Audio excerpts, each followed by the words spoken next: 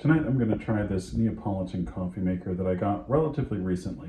It's all copper, is made in Italy, and doesn't actually have any other markings on it. I kind of love these wooden handles and the brass connectors to the copper pots.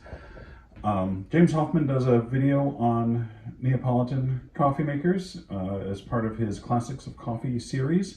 You should totally check it out. I'll try to post a link in the comments below.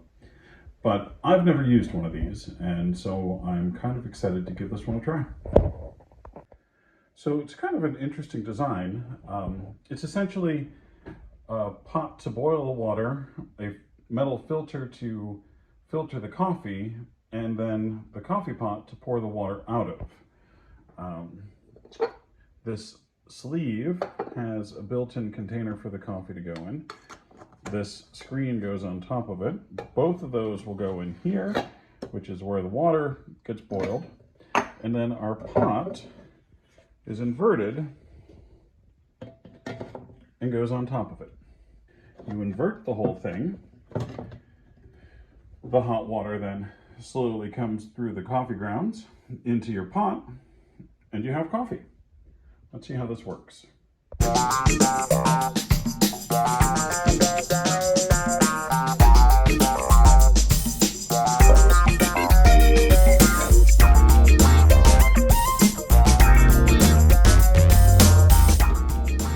One slight problem with pots like this is that essentially I'm just waiting for the water to boil. And unlike the percolator, there's nothing to watch. It's just, we're going to wait. And then we're going to flip it over. And then it's going to drip. But we're not going to see any of it.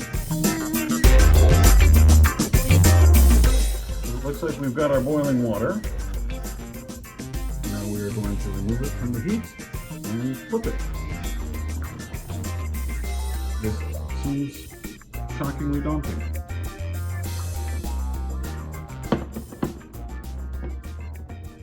It wasn't all that bad. I wonder how you tell when it's done. Do I just wait and wait and wait? Do I put it back on the warm burner in order to keep it warm? Turns out I didn't do quite enough research for this.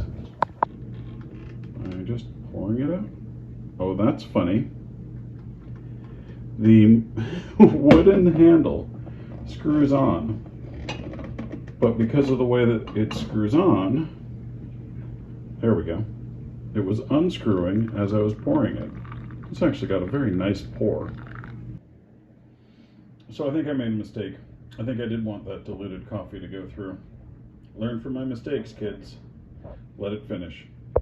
We're getting the rest of the coffee through.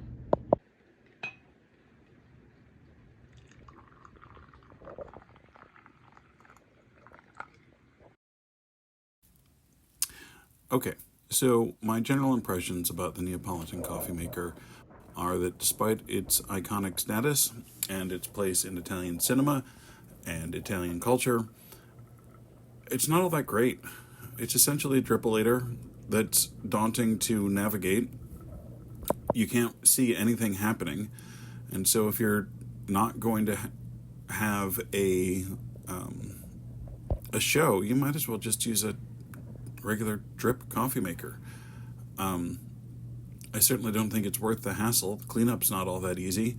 The coffee was fine. It didn't strike me as amazing.